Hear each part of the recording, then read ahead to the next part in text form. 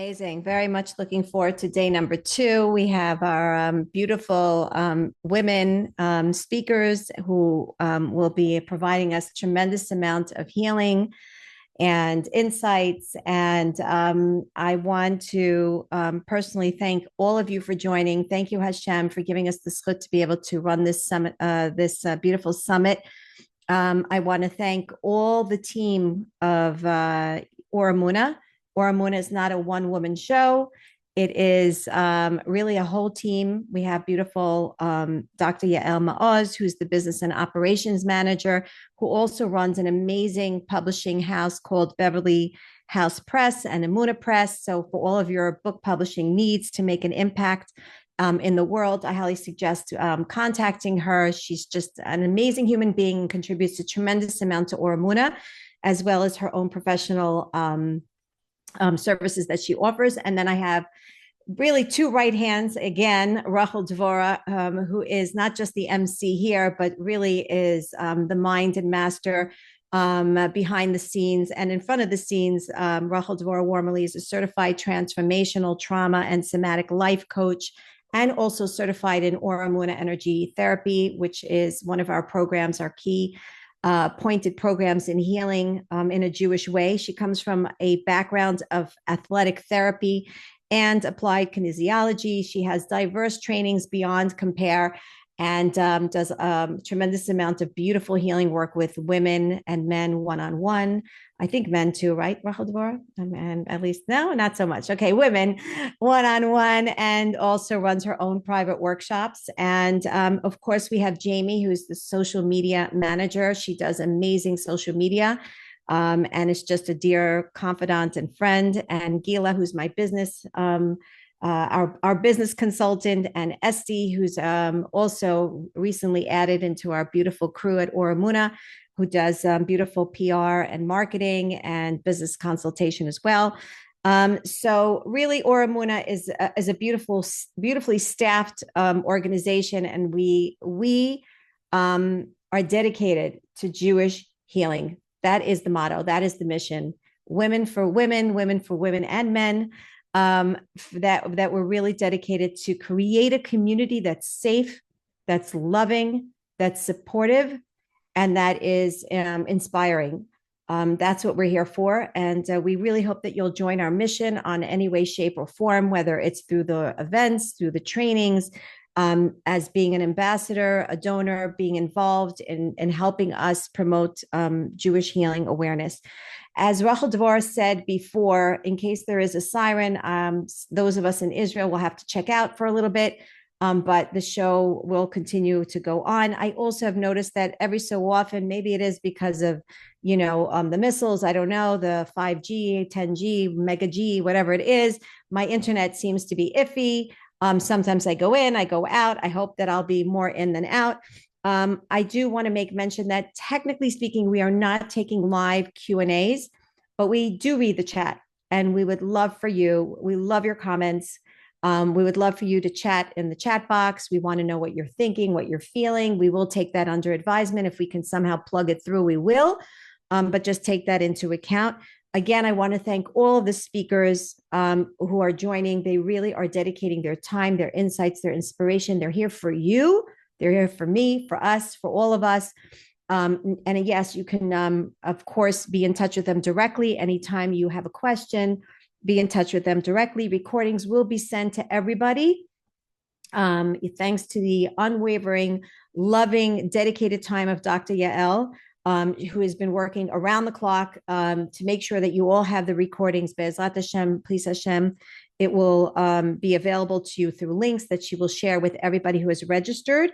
And I also want to express my continuous personal gratitude towards the donors and contributors that have enabled there to be sponsorship for today's summit, for this whole summit, that has made it available for all of us for free. Summits like this require a tremendous amount of resources and monetary support, and I want to thank them. I made all the dedications yesterday. They stand true today and tomorrow. And really, without you all, we would really not be able to make this event a reality. So thank you for making this possible and for supporting Oramun and all that we do. I want to speak for 2 minutes before we go into the introduction to Atara, who's amazing, who I just recently met, who Yael has recently published her gorgeous, gorgeous, adorable book that I'm going to get my hands on and read from front to back. I just want to talk 2 minutes and just go a little bit into the idea of understanding exiled emotions. So I want to bring awareness. We spoke yesterday about the idea of why Orit Esther had this mishugas and this craziness to run a 3-day summit on reclaiming exiled emotions. We spoke about that yesterday. Rachel Dvor and I had a lot of sichas and talks back and forth. And I want to bring a little bit of an understanding of the concept of exiled emotions and, what does it refer to? Because we're learning about this, and I want to talk about what it refers to. Exiled emotions, in definition, means feelings. Feelings are thoughts that we feel in the body. We always wonder, we say feelings, we say emotions, we think they're intertwined. They're not. They're two different ways of experiencing what we feel. But feelings, as a definition, a feeling is a thought that I feel in my body. And when that feeling is felt, when I actually experience it in my body, and it then moves in my body, that now it turns from a feeling, which is in a place, to a movement of that feeling. When that feeling moves, it's called an emotion. Energy, the feeling is an energy in motion. It starts moving in my body. So I get to feel it in different parts of my body. Now, when these feelings, when these emotions are consciously, unconsciously suppressed, denied, hidden, okay, they don't just disappear. They go into exile. They find a place where they can actually hide, and they stay put there. And we're not aware of it. We're not aware that they're manifesting somewhere in the body, and they're just waiting like a little child to be acknowledged and recognized. Now, we have to understand that there's a consequence to this suppression, hiddenness, denial of one fragmented part of self. I'm speaking in IFS language, internal family system language, which is a therapeutic model for healing, which goes along with Emuna practice. But the idea is that we can't deny this feeling, these feelings, these emotions that we either brought in from this lifetime or that have been carried many, many, many lifetimes together with us. They've been journeying along together with us, either through ancestral patterns and or the possibility of, again, just, things that we have to deal with in this lifetime. So I want to talk about there's going to be 3 perspectives that I want to bring into mind. The first one is the psychological perspective. But you know what? I see time is getting to us. So I'm going to say that hopefully I'll have time in between. And if not, I can reserve all of this for my talk, which I'm basically going to be the last speaker of the summit tomorrow. I can obviously have time to speak about that. But I just want us to understand that when we're talking about the idea of exiled emotions, we're talking about emotions that we're not in touch with, that we need to be in touch with, that are screaming out to us to be in touch with. And this is the safe place, not just only in the summit, but with the speakers and their services and Emuna and the Therapeutic Healing Academy and programs. This is what we deal with, is we want to be true, wholesome beings. We don't want to be fragmented and scattered.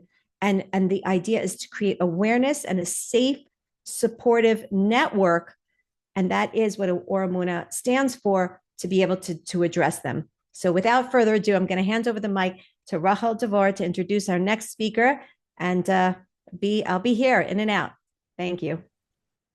Excellent. Thank you so much, Robertson. So I would, and I'm very privileged to now introduce to us Atara Weisberger. So Atara is a trailblazing health and wellness coach. She's a personal development mentor and a co-author with her transformative book, How to Soul: Navigate Your Life Path with Clarity, Inner Peace, and Joy. With a unique ability to blend ancient wisdom with actionable strategies, Atara empowers all of us to break free from emotional blocks, rediscover our inner strength, and to be able to cultivate a life rooted with authenticity and joy. She is the founder of The Tribe, a holistic wellness community where she lends a growing movement, spiritual growth, meeting modern self-care, something we can all benefit from.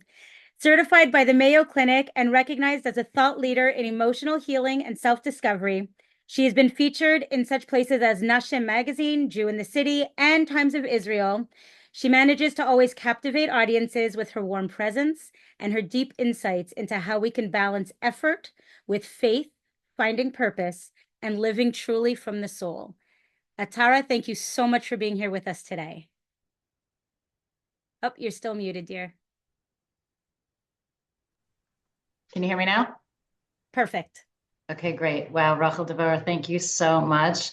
And Orit Esther, thank you so much. It's really such an honor and a privilege to be here. Thank you also, as you mentioned, my publisher has had Dr. Yael Maoz, sorry, has had a huge role to play in all of this. And she's been an incredible source of growth for me personally. Way beyond just kind of what you would think a publisher would do. And she's become a good friend as well. So I really feel privileged to be among all these incredible women and all of our guests today. And when I first saw this topic, I was really blown away.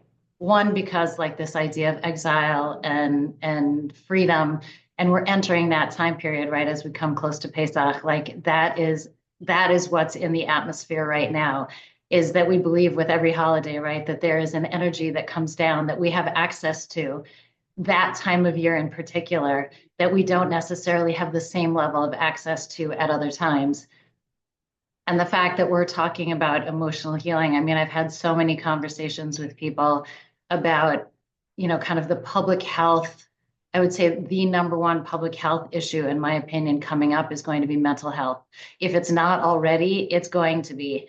And so I think the combination of this workshop coming at a time when we actually can make huge healing leaps during this time of year and offering it as this is like an emotional guide so that you can go into this season of healing and into the season of chayrus, into the season of freedom, really being able to kind of tap into that energy. So kol hakavod to all the people who organized that. So kind of the focus of my chat with you today is going to be about stepping into your greatness as a way to heal. And I would like to start us off here with a bit of a visualization. So I'm going to ask you to just get comfortable wherever it is that you're sitting. And if your feet are crossed, I would encourage you to put your feet down on the floor and just find a comfortable position for yourself. Just feel the chair underneath you or wherever you're sitting. Feel your feet on the floor and just kind of ground yourself in exactly the space that you're in right now. And when you're ready and if you're comfortable, I'll ask you to close your eyes while we go through this visualization. So I'm going to have you just take a deep breath. Hold at the top for a second. And just exhale, a nice, long, slow exhale. Feel your shoulders move away from your ears. Feel the crown of your head reaching up to the sky. Feel the weight of where you're sitting ground you and center you. And just keep your eyes closed. And we're going to step way back in time together. And imagine for a moment that you are a young time traveler. And I want you to imagine this in your mind's eye, along with all the feelings that might come along with it. You wake up in the year 1300 BCE in Egypt, and you're facing another long day of back-breaking labor at the hands of the Egyptians. You come from the family of Jacob, of Yaakov, who is the historical patriarch of your family and your community. And your people have been slaves in Egypt for generations. You know you're different from the Egyptians. You can see that. You dress differently, you speak differently, you eat differently, You have different names, you have different customs, but it's not at all clear to you why that means you have to be beaten and enslaved. The question gnaws at you, but there is no time to contemplate it. You have a brick quota to fill. But lately, strange things have been happening in Egypt. Freakish twists of nature that seem to punish the Egyptians, but spare your people, the Jewish people. And it feels like it's building towards something much more significant. We're going to time travel forward 7 weeks from that time. You and the entire tribe of Jacob have seen unbelievable miracles in the last 7 weeks. A miraculous escape from Egypt and slavery under the cover of darkness, and the parting of the sea that freed your people but drowned the Egyptians. And now the gathering of your entire tribe at the base of this mountain. And you feel electricity in the air, and all the little hairs on your arms are standing up, and you can feel it right now. You can feel it kind of making its way up your arms. And the cells of your body are all vibrating. Then you see a clap of thunder, and it shakes the earth beneath you, and you hear a powerful streak of lightning rip across the sky, and you realize that your senses are totally disoriented. And then you hear and feel God's voice inside you and outside of you. It's everywhere. And you literally feel your soul trying to escape the confines of your physical body. It's like straining to merge with its source. The next streak of lightning is so bright that it animates everything. It flows between you, and it flows around between everyone around you and to the heavens and back. It encircles and illuminates the entirety of creation. It's everywhere, and it can't be contained. And it feels like the deepest love imaginable. And for a brief moment, everything makes sense. You see all the pain of the past. You even see the pain of the future. And you understand that it's entirely about accessing the light. You understand it's your people's mission. And your people's mission is tied directly to that light and bringing that light to earth. And it's a spectacular sight. And in that moment, you understand that your people have been chosen for a mission unlike any other, and to be the vessels of divine light and divine love, without which the world cannot exist. In the next clap of thunder, that light shatters like glass into a billion little pieces, and you're thrown to the ground. And when you come to, that light's no longer apparent, but you are not the same person. You're forever changed. You're not the person before you stood at the mountain. And you feel connected and joyful. You feel focused and peaceful. You know who you are. You know why you're here. And you know where you're going. So let's just sit with that for a second. Let's just sit with that feeling of purpose, of clarity, of inner power, of knowing who you are, that self-knowledge and sense of self-worth, and of feeling connected, understanding viscerally that you're connected to everyone and connected to everything around you. And that feeling of unconditional love is just flowing through you. You feel limitless. You feel boundless. Anything is possible in this space. Anything. Take a deep breath in one more time. Exhale. And if your eyes were closed, go ahead and open your eyes. And let's just come back into the now. Come back into this space for a minute. So when I first heard the topic of exiled emotions, there was one thing that immediately jumped out at me. And that's that, yes, we as individuals have the challenge of healing exiled emotions, but more than that, the Jewish people have a challenge with exiled emotions. And it was kind of like a lightning bolt to me in a second that that's what I wanted to talk about, was healing the exiled emotions of our people.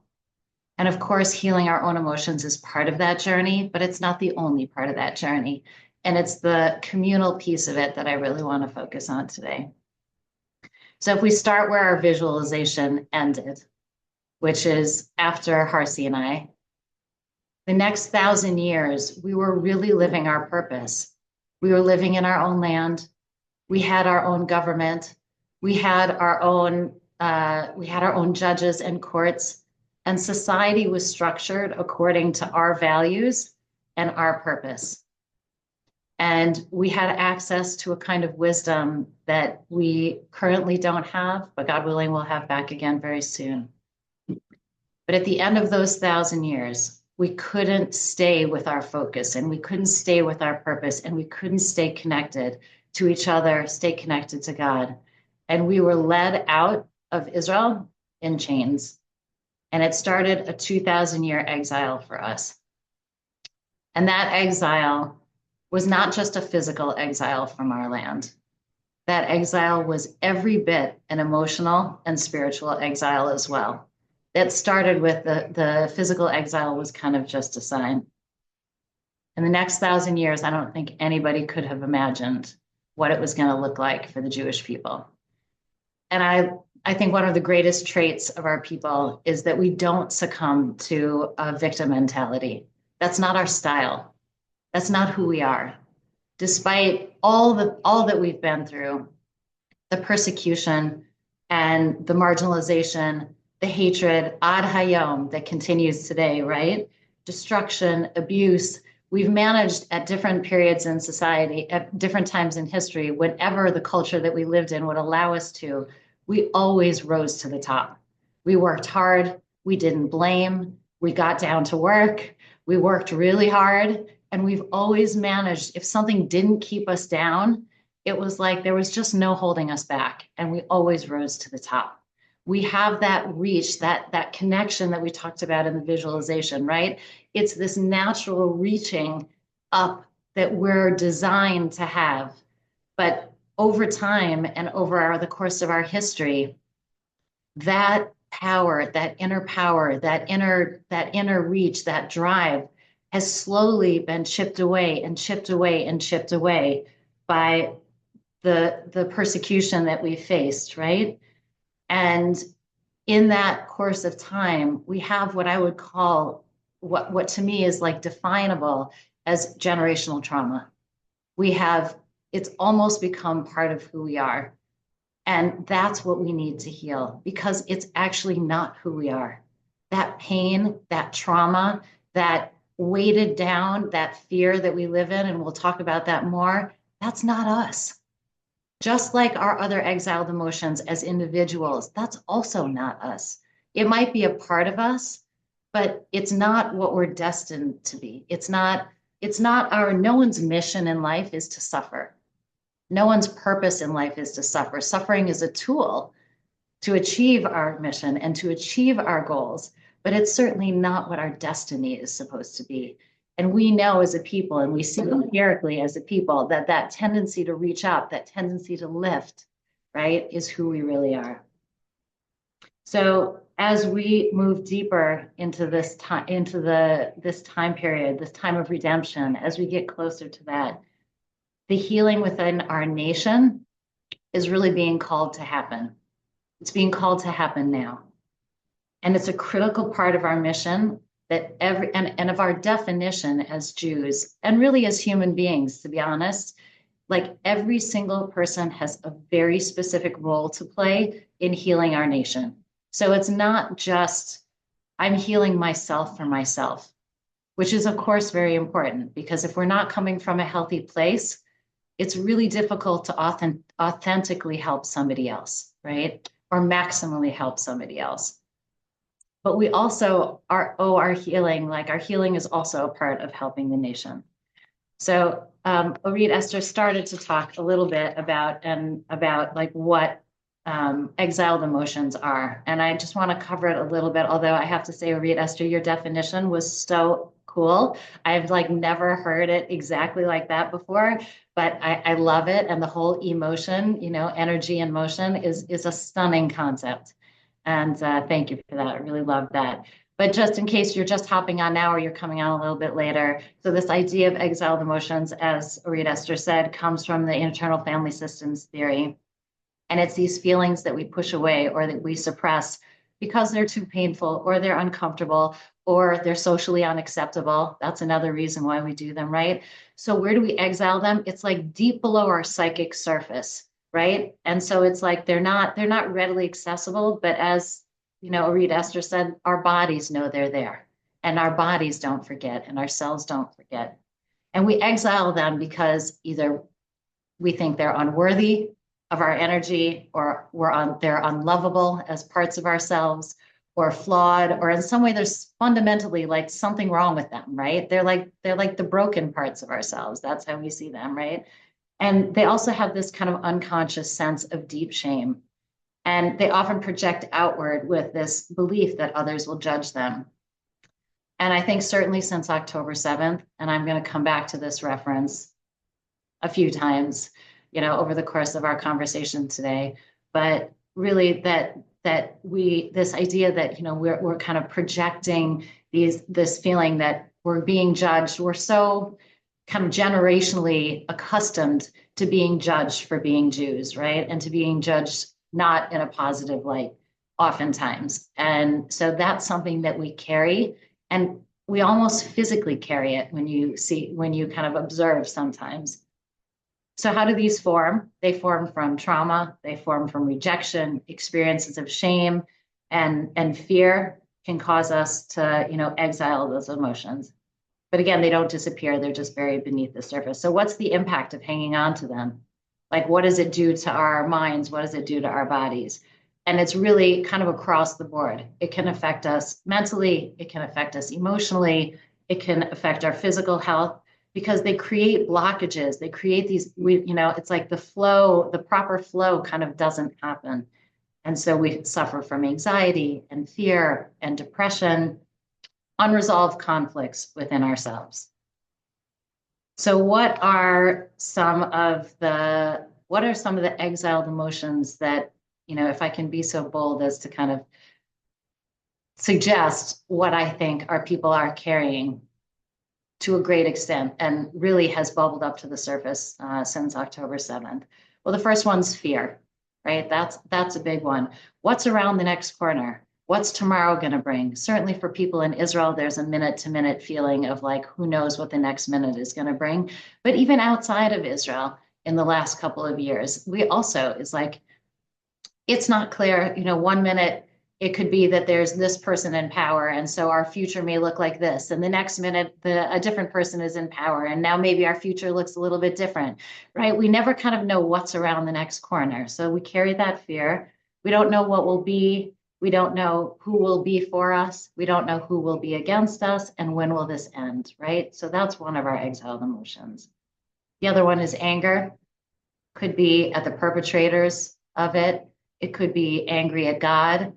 Sometimes we get angry at each other. I think that's God's least favorite one, is when we get angry at each other and or angry at the circumstances. And that anger can sit with us. And if we're not conscious of it and we don't acknowledge it and we don't let it flow through us, then it stagnates. And I always think of like an eddy, right? There's a rock and behind it, the water gets caught and that eddy just kind of swirls. That's what our emotions do when we can't like move that rock out of the way and let it kind of energetically flow from there. Sadness, of course, is another one. We feel alone, or we feel unsupported, or we feel betrayed. That's another one. Shame and guilt. Did we do enough? Could we have prevented something from happening? Did we overlook something? Are we not enough? Was there a piece of us? Did we do something to deserve this, right? That's another one. That's a heavy one. Did we bring this on ourselves? Did part of our community bring it on and not others? And we get into a place of finger pointing, right? So there's that shame and guilt piece. Then there's grief. We know that we've experienced tremendous losses in the last couple of years. Grief is something that has kind of enveloped us to a certain extent since October 7th. Loss of, freedoms, opportunities, security, friendships. I mean, lots of stories, lots of really surprising stories of things that have happened to people that really took them by surprise, that whether it's they've lost friends or jobs have become difficult, or there's just a lot of components to it. And it's a very, we can't kind of have dialogue and discuss with each other. And that's a painful place. And we have to grieve that. And again, if we just exile that and we don't process that grief, it's going to be hard for us to move forward into that. I think a big one also is helplessness. It's this feeling like you're shouting into the wind. And who's listening? We can kick and we can scream and we can ask the press to be different and we can, ask people to join us and we can plead our case. But in the end, there's this feeling a bit of learned helplessness. What can we actually do? And we're going to talk about that we are absolutely not helpless, because what happens around us is not the truth our truth and our reality. But we're going to get to that next. That's the good stuff, right? That's the next part. So the world isn't listening, or very few people will stand up to help us, or we don't know what to do. So that kind of is all in that category. And then abandonment, right? There are people, it's like, what happened to the people I thought were going to stand up for me? Where is everybody? Why don't you see what's going on? How can you not see the truth? Why don't you understand? Where are you? Where is everybody else's voices? Why is it just ours? Why are we yelling into the air? And where is it going? So there's, those are kind of the pieces of what I see as kind of the dominant emotions.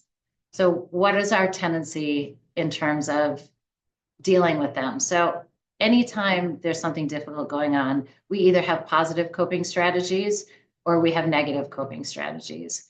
And some of the harder ones that we've chosen is that we choose to hide, or we choose to people please, or we choose to overcompensate, or we numb out. We're good at doing that too, right? We excuse, or we shrink, or we run away, or we side with our abusers, or we turn on ourselves, or we turn on each other.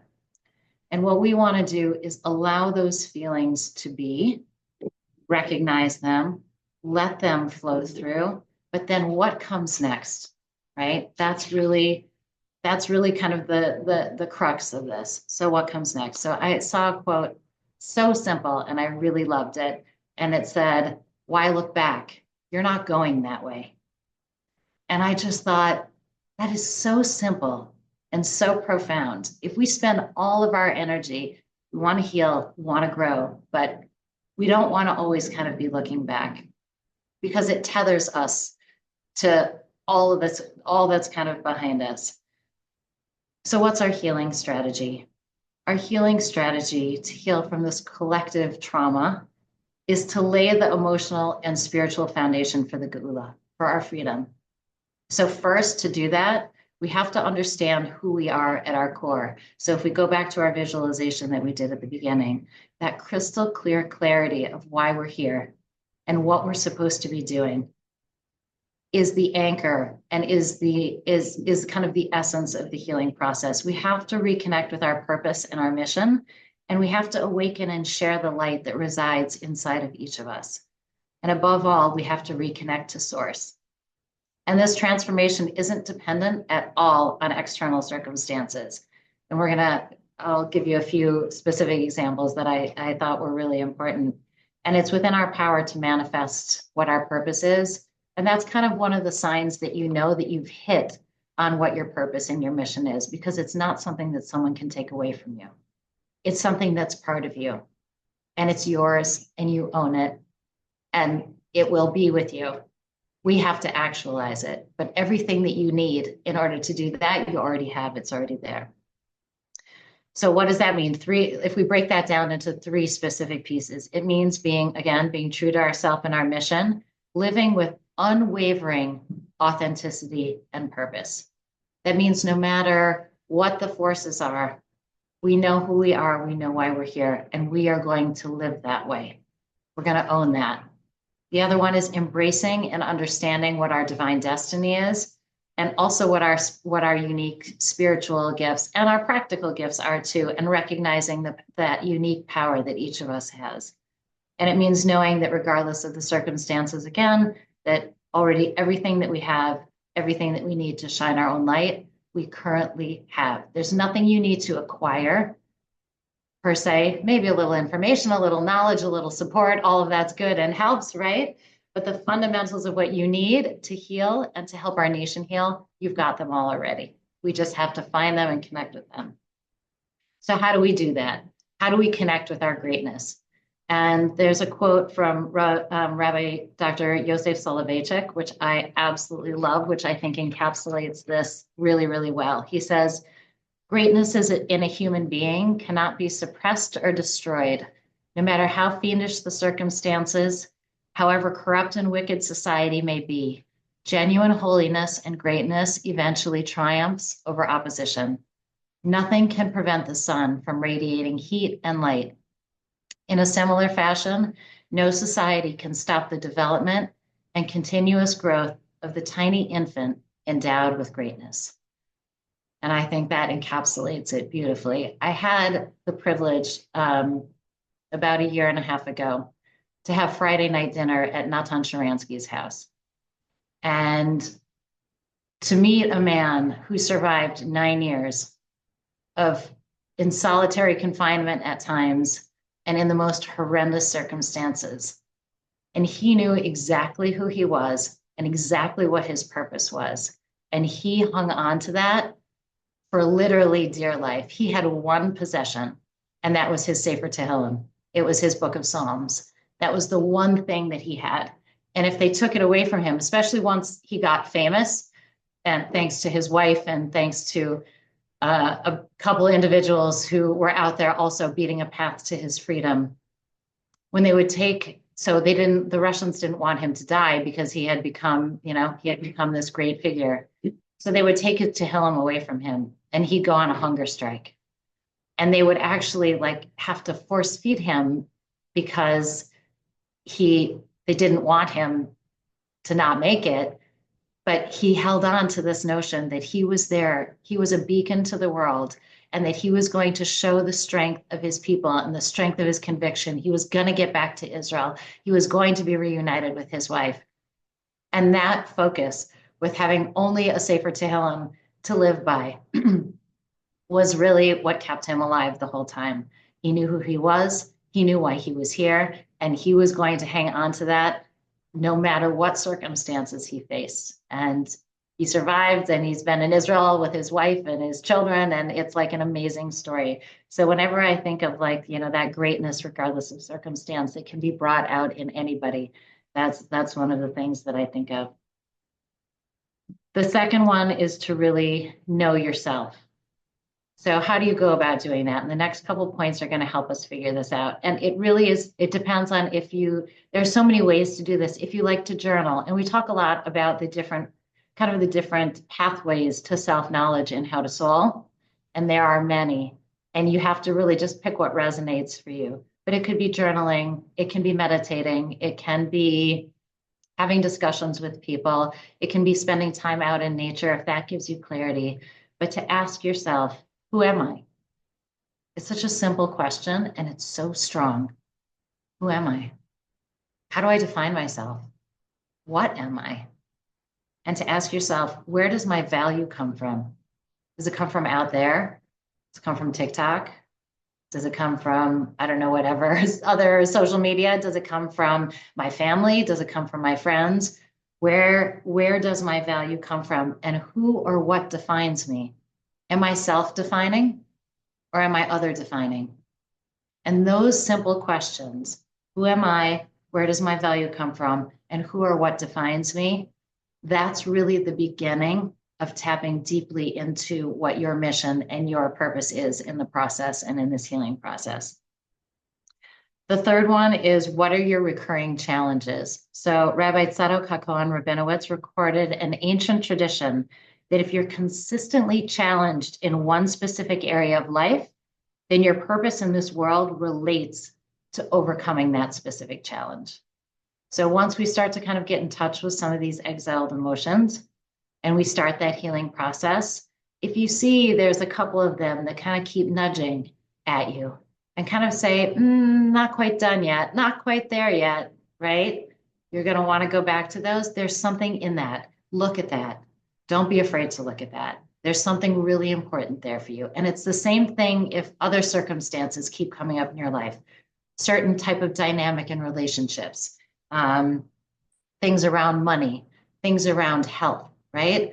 What is your greatness that is meant to come out through that?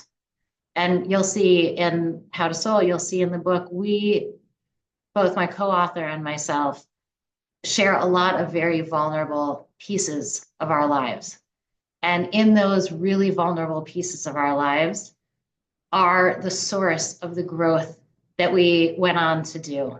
And we would not, neither of us would be who we are today. I wouldn't be sitting here today. I wouldn't be talking about soul if you asked me 30 years ago if I thought I would be here, if I would be religious and I would be talking about soul. And I would have been like, no, probably not, right? But inside those stories, inside our stories, is it's like a flashing neon light to help you figure out what your purpose is. So even though it feels painful, you're gonna want to look at what that is and work from that place. The next one is to look at your gifts and your abilities. I always think of like the question, what is it that you like to do that when you're doing it, you lose all track of time? What is it that you're immersed in it and like the world just shuts out? For me, it's writing.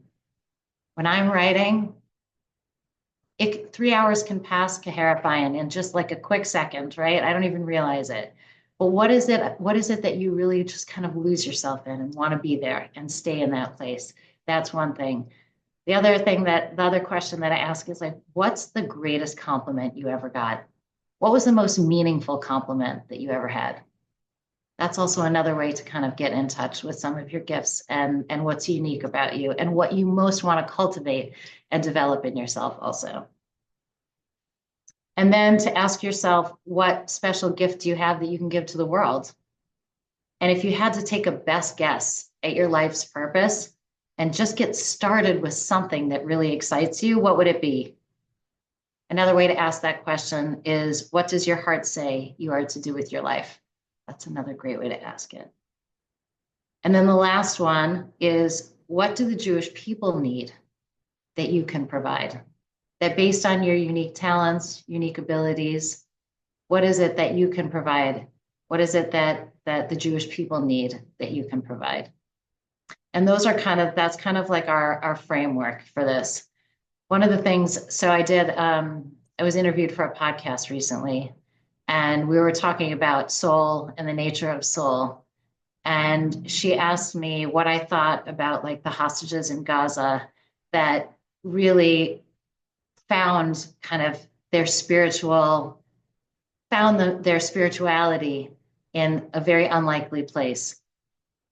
And it was such a great question. And I thought to myself, because when we remove all forms of external security, think about all the things that help us feel secure, whether it's like, our houses, our physical houses, or our friends, or relationships, or the people around us.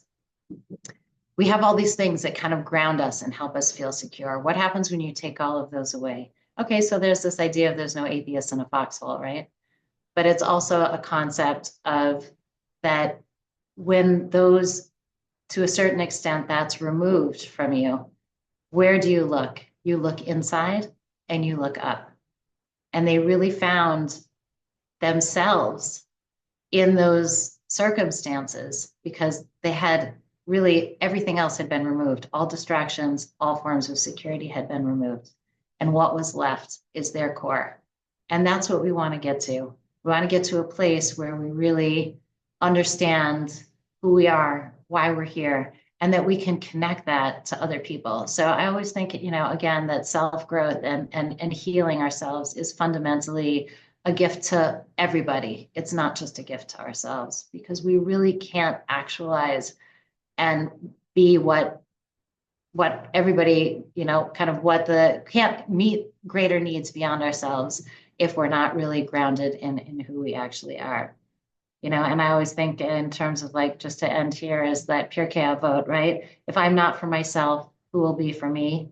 And if I'm only for myself, then what am I? So I'm finishing a little bit early, but I just want to say thank you. I'm happy to, if anyone wants to like share a thought or a discussion with the time that we have left, I'm totally happy to talk about whatever anyone would like to chat about on the subject. But just want to say thank you again. And really, this is a very powerful time for us to be tapping into all this healing. So wish everyone much hatzlacha and kol hakavod. Amen. You're amazing. You really, really, really are amazing. I love it. I love the way you went into such practicality. And, I very, very much appreciate the vulnerability. I'm quite vulnerable and run open many times with my students and with teachings. And I feel like I always say one of the biggest compliments I feel like I get as a teacher is that people will come up to me and say to me, you're so darn real. I like that. I like that. And I feel that in you, Atara. I feel that very much in you. And I feel like your book is like a raw, exposure to really journeying through the exile. It was, that's why I felt it was so perfect for you to join the minute Yael, said it's because your book launch just happened now. I said, I didn't even have to think twice. I was like, yeah, totally in sync. So, it is phenomenal what you were saying as far as the collective part, which I feel like many times we actually don't necessarily, we don't like the arevim ze baze. You understand? Like we don't like the fact that we're held accountable for something that someone's doing in Alaska. What are your thoughts? Rachel Dwar, I'd also love to hear your thoughts on it. Like what are your thoughts on that? My thoughts on that we don't often relate to the We collective. don't like it, that we squirmage, that we crawl. We don't like that. Like I don't want to be held accountable for what someone's doing in Moshmo, Alaska. Like that's not right. So I'm not sure that I see it as accountability. I think I see it as connection, that we're connected to one another and that we have a responsibility and that everything that we do doesn't just impact us. Everything that we do impacts the cloud. And we might not want that response. I don't feel like if someone does something that I'm uncomfortable with or that I don't believe in or whatever it is, that like I don't feel like I'm responsible for their behavior, but I do feel that I'm responsible for my behavior and how it impacts other people. And I think one of the things about the self-help universe that I feel like does need to shift is that, I, but it's not just yes, the I needs to be healthy and whole in order to help the collective. So there's value in the healing for that. But I just have this very firm belief that we are also here for a much greater purpose than ourselves.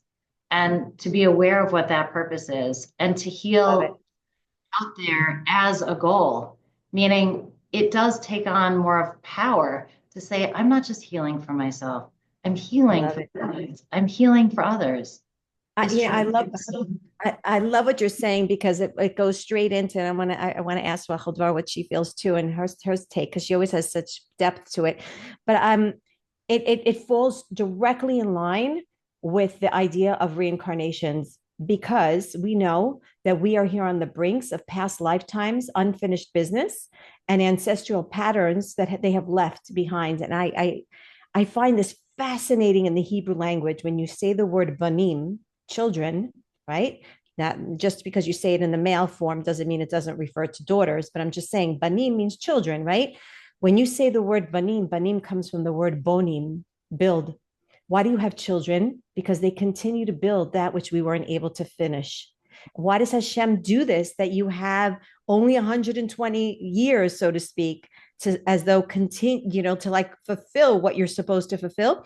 It's because of the fact that you leave in front of you, you left behind, right? Behind us were ancestors. You're leaving in front of you children who are going to continue to build, right?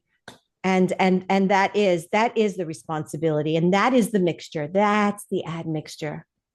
And that's empowering, like you said, because you're not just dealing with what you're dealing with now for you that you're consciously aware of, but you're dealing with, you're connecting generate thousands of generations worth of healing. Wow. Like that's wow. I'm going to take Right? that even one step further. And Please. this goes to your generational, like the patterns that we bring with us. So you can build in this direction or you can build in this direction, which means that you're going to build the next generation as you are. You're going to build on top of what you already are, unless you're conscious, unless you're self-aware. If there's a pattern that you're trying to change, you are going to continue to build that building that way. You're going to add new floors to that building that way, unless you're conscious enough within yourself to say, I think these patterns need to change. You heal yourself, but again, for the collective or for the next generation, for Banim, right? Is that, okay, I'm going to now pivot. I'm going to stop that ancestral patterning right now. I'm going to become aware of what it is, what it needs to heal. And then Banim, the Bonim from there is building on that new foundation, right? So it's floor and floor and floor and floor. And I think it's a powerful image to think about. You're going to build off of whatever you're living from. Totally. That's Isn't that energy, Rachel Dvora? Isn't that what we learn in energy, right? Yeah, it's 100% energy, and just taking what both of you, offered, which is the way that I would, kind of coordinate both of those into just one general, thing, is from both an energy perspective and a generational perspective, and the IFS exiled parts, exiled emotions perspective, is it's almost like that butterfly effect. Like what I do, I don't know how big its reach is. And what someone else does, I don't know where I am in that sequence from butterfly effect to tsunami wave.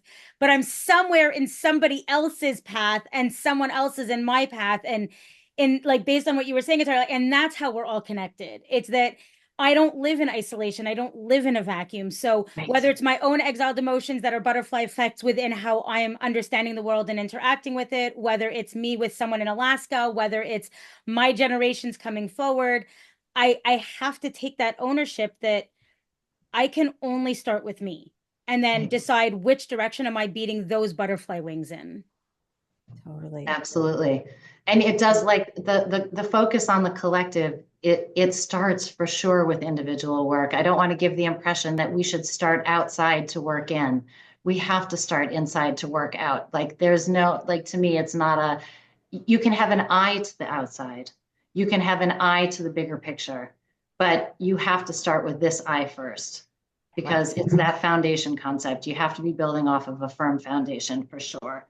I say that we are very talkative individuals. Even the most quiet personality, I say, you have no idea how loud you are. Your inner dialogues speak volumes of the pain that you're carrying. And listening, this is my new motto, listening within is akin to self-care. Because when you really, really, really listen to what's going on inside, you're listening to your higher self. That small still voice of who you really are is very quiet. What's loud is your consciousness. That your consciousness. What you have to do is you have to go into that place of listening inside. And that takes discipline, it takes consistency, and it takes a lot of yearning of wanting to see and live beyond the me that I know, right? It's interesting because one of the things that we talk about a little bit in the book is like what the voice of the soul sounds like and how you can recognize it. And there are a number of Torah sources that talk about it as a whisper. And when someone's whispering, what do? You have to lean in, right? If someone's whispering, if there's outside noise, you can't hear them. So you're like, wait, can we just quiet? Wait, okay, you guys stop doing that over here. You guys stop doing that over here. Can we just quiet everything down just for a minute? And then you still have to lean in, right? So we need to kind of quiet our systems. the loud voices in our heads and whatever else is going on around us and the distraction and the movement and all of that. It's like emotion. If it's energy in motion, the soul is almost like it's almost a different entity in some ways, because it's like still and soft and Right. quiet and full and peaceful. And so to get to that, we have to. Yeah. I love it. I love it. I Right. love that leaning in visual, because it's not just a concept. It really is like it's something that could be so easily embodied when we're trying to get into that physical space, to get Yeah. into the emotional space. And I love the way that you just, like, even as you were saying it, every time you said it, you physically did it, because it's just such a natural thing to do. Yeah. And I love that idea. And the way you were putting that divide between the noise and the quiet. Eons and eons ago, past lifetimes, I was a lifeguard, and one of the first things that we're taught in open water lifeguarding is, if you're ever coming upon a drowning victim, go underwater, because all the chaos is at the top where they're splashing. Underwater is where the stillness is. And Wow. so the rescuer has to go underwater and then come up from behind or in front of them into the chaos, but don't try to go through the chaos. You come from the quiet space. Wow. So, That is a stunning visual. yeah. Totally. That's really, really stunning. It's interesting. I'll just say one other thing about when we were talking about vulnerability. I remember listening to, when Brene Brown's like whole career kind of got started, right? So she talked about something called the vulnerability hangover. And I thought it was it's like you put yourself out there, right? So for me, it's like I've always been so private and I don't talk to people about things and I don't complain about things. I'm just kind of, everything's like in, right? So to put out what I put out is like huge. And you wake up the next day and you have that vulnerability hangover. It's like, oh my gosh, people are actually going to walk around knowing this about me. Oh my gosh, and you just want to find a rock and like insert yourself underneath it, right? But like those kinds of things, like when we're talking about figuring out where your growth areas are, it's like, what's always been hard for you? What's always been difficult, but you know that if you could do it, that you'll take these quantum leaps forward in terms of your personal growth. And that's the kind of stuff you want to look at. It's almost like, okay, you don't want to do things that violate your values. I'm not talking about that. But if there's something that just feels hard, but it feels important, those are the areas, just like the voice of the soul, those are the lean in, those are the lean in areas. The thicker the curtain, the more light that is hiding, right? If it's a thin, sheer curtain, right? Then there's not a lot of light that you have to, right, that has to block out. But if you have a very thick curtain, you got to be sure there's a spotlight ready to shine on you and you're ready to shine into it. And that's so true. Do we have time for a question? Because I see here that one question did come and we might be able, are you in a rush, Atara? You're yeah. So yeah, okay. So I want to ask this question because I think it's important. Someone did ask a question. Again, we do try to see if we can approach it. So the question is, can Atara repeat how to discover and identify our life purpose on an individual level? Sure. Okay. So give us like 2 minutes, a 2 minute, 2 or 3 minute version of that. Yeah, for sure. Okay, so the first thing is that the book goes into it in depth, just FYI. So we have lots of exercises in it. We have meditations. When you can actually get a couple free heart meditations that are audio too. If you go to the howtosoulbooklink.com, howtosoulbook.com link. Okay. If you go to that, you can also download some meditations that will be very helpful in this process. They're 2 heart-based meditations, but you want to ask yourself, so the first one is the who am I, right? So the know thyself piece. Who am I? Where does my value come from? And who or what defines me? That's Aleph. Bet is, what are your recurring challenges? What keeps coming up in your life? The third one is, what are your gifts and abilities that you find that are unique to you? Or even if there are gifts and abilities that other people have, right? But if you feel like that's part of your Yud, if you feel like that's part of your purpose, you're going to want to lean into those too. And the last one that we talked about is, I want to make sure that I say that I'm. It's in here. So much beautiful material. We can't store it all at once. So Right. I know what the importance of keeping notes. Yeah, totally. Hold on 1 second. I think there was, the last one is, what do the Jewish people need that you can provide? Oh, someone wants actually, I think, to put them in the chat. I can also send you a written copy of them if that's helpful. Is there somewhere that you're going to post notes or Yeah, something? well, we're from also it? going to be emailing everybody, so we can Okay. certainly put it into the email. Okay, great. And anyone can reach out to me anytime. Like Basimcha, I'd love to hear how everyone's doing, and anyone wants to connect at any time. How long are you still here in Israel? I actually am not in Israel anymore. Oh, you're not? Oh no, my I gosh, I'm left talking to you as early. though you're still here. No, Okay. no, Okay. it's okay. I came back a couple days early. I was supposed to leave Okay. March 30th, but I came back a few days early. So Okay. yeah, I'm Okay. So actually I've not. got to give you a virtual hug and jump over the the wavelengths here. I'll be back in right. the summer, Meretz Hashem. So Bezrat Hashem, Mashiach, God willing, by then. Please Hashem barachamim. amen, amen. Coming soon to Israel Yeah. near you for sure. Ay, amen. Bezrat Hashem. Thank you, My Atara. pleasure. You are a true Ateret Yisrael. Oh, thank you. Thank you. Thank you. Thank you. Thank you. Mamash, mamash, toda. Thank you.